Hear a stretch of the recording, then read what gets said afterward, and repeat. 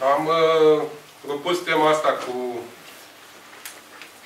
panica psi, în sensul de ce lucruri facem și ce lucruri nu facem noi neapărat corect. De aceea, împreună cu prietenul meu, Vale Cumpăniș, am hotărât să dezbatem tema asta, să o dezbatem în public și cu speranța că ați venit cu toate întrebările la dumneavoastră. Cu întrebări de alea de genul cine mi-a luat mie acordajele, ce mi-a închis Dumnezeu căile, așa mai departe. Mi-am dat seama că e nevoie, e mare nevoie într-un fel și de lucrul ăsta, pentru că în cadrul terapiei, în cadrul discuției cu o anumită persoană, am trimis-o de 12 ori să dea o liturghie pentru niște nume. Și sigur că da, a doua zi, a treia zi mi-a spus, mi-a închis Dumnezeu drumurile. M-am ajuns la biserică, era ușa închisă. La ce oră ai fost? La 9, seara.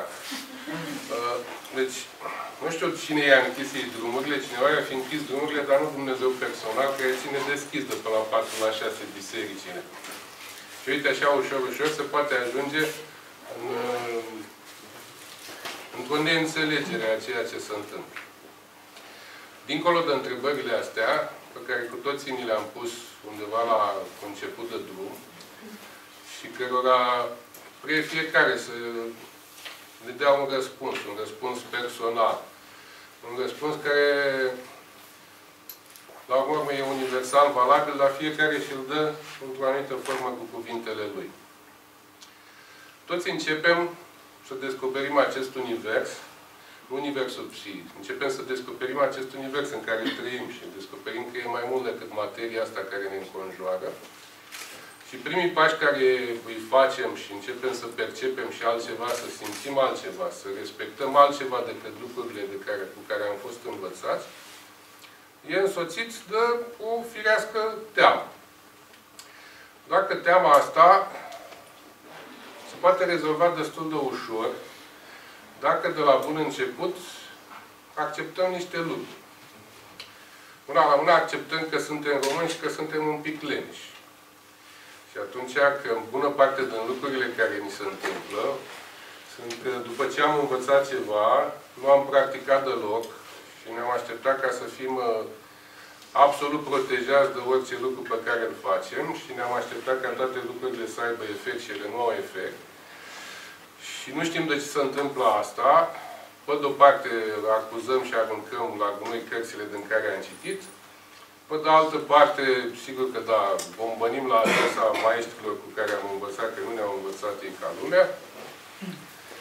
Și târziu de tot, după oarecare vreme, ne-am ce aminte că spre sfârșitul acelui prim curs de reiki, de radiestezie, de ce am făcut, o spus omul ăla, și de acum încolo, în fiecare zi, ăsta trebuie să devină modul vostru de a fi. Că autotratamentul ăla reiki nu e pentru o zi, pentru 21 de zile, că e o formă de meditație și de a trăi pentru toată viața dacă ați intrat în jocul ăsta.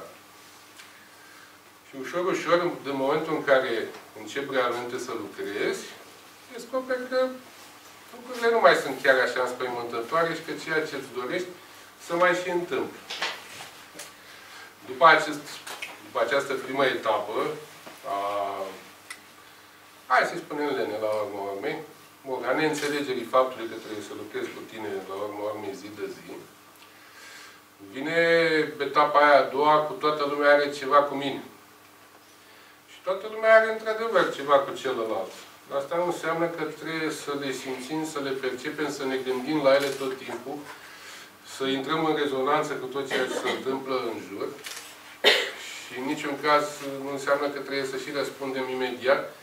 Și dintr-o dată tot ceea ce am învățat noi și am pornit pe drumul ăsta, unii au pornit din curiozitate, unii au pornit pentru că erau într-un moment al vieții lor în care erau bolnavi sau o altă persoană, o rudă apropiată și s-au apropiat cu gândul de a-l ajuta.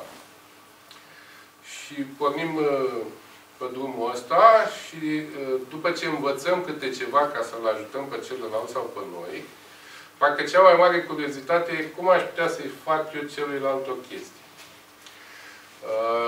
Și se împrăște, sigur că se împrăște lucrul ăsta și toată lumea se concentrează parcă pe tema asta. Și evident că și rezultatele sunt mult mai bune, pentru că toți cei de aici din sală, dacă aveți un cuțit ascuțit, puteți să vă omorâți vecinul, dar nu-l veți putea repara niciun.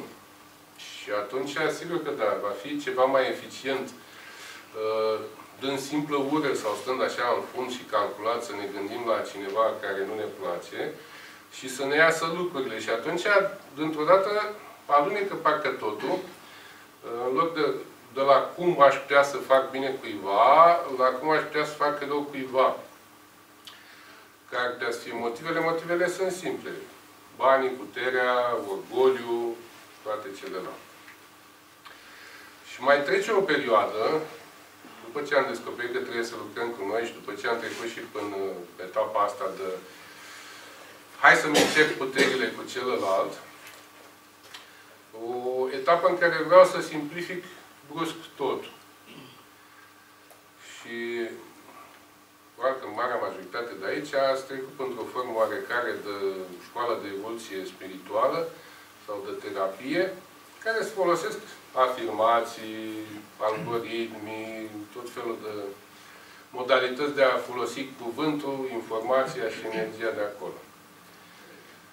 Și începeți, pe de-o parte, să folosiți acele afirmații și să descoperiți că ele nu funcționează. Și are și un moment de ăla, dacă ai înapoi, panică, dintr-o dată totul este inutil, nu funcționează nimica, nimica nu e bun. Când, de fapt, lucrurile ar funcționa dacă v-ați întoarce la prima etapă aia a pregătirii și evoluției personale. Dacă ai suficientă energie în tine, dacă ești suficient de curat, dacă ai DH suficient de mare și toate celelalte, o să te audă universul cu afirmația ta. Iar o să te audă și el o să, în măsura în care lucrurile pe care le cer sunt corecte, o să îndeplinească rugămintea ta. Dar în marea majoritate pornesc la drum după un palier destul de jos, așa energetic. Și atunci toate afirmațiile care le fac nu au valoare. Gândiți-vă că dacă eu stau aici în sală și urlu după o pizza, nu o să mă vadă nimeni. Dacă reușesc să mă sui pe acoperiș și urlu, o să vină lumea la un moment dat. Sau măcar vine presa și transmite mai departe. E un nebun pe o casă care tot cere pizza. Află ușor, ușor tot universul. La fel și cu aceste afirmații. Cât timp le faceți de undeva, după un palier de ăsta mai jos, nu o să aibă efectul pe care îl doriți. Și e firesc să întâmple asta. Pe aici, pe undeva, și o primă greșeală mai la început de drum, în care faceți afirmații de astea tampon, trimit lumină nu știu unde și dacă nu e să ducă ea unde trebuie. Și ea nu se duce și faceți bine cu forța luilalți. Și faceți, băi, pare, perfect. Doar că toate condițiile pe care le-a spus, dacă nu le-a spus, cum să spun, la același nivel de intensitate, cu energia, cu lumina pe care ați trimis-o, nu o să funcționeze și algoritmul.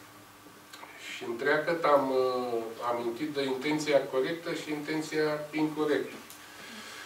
Bună parte din această, exagerat spus, panică, din această neînțelegere a ceea ce se întâmplă și a faptului că nu reușim să ajungem să atingem obiectivele pe care ne le dorim, vine de la faptul că noi dorim niște lucruri, încercăm să facem niște lucruri, lucrurile alea aparent sunt bune. După toate cărțile, decaloagele, după tot ce ne-au învățat unii și alții, doar că în spate undeva avem o intenție incorectă. Și lucrurile alea fie se întâmplă și noi, în loc să ne bucurăm de lucrul ăla, ne trezim că parcă am fi făcut ceva rău și ne luăm, fie lucrurile alea nu se întâmplă deloc. Asta deja e mai încoace, când am trecut de primii pași, am ajuns la o etapă a orgoliului. Eu, lucrul ăsta, cum să nu știu de ce e bine, știu cum e bine și îl fac. Și încep să-l fac de ce? Ca să-l impresionez pe celălalt. fac un lucru bun. Îi dau o felie de pâine, dar eu dau doar ca să-l impresionez.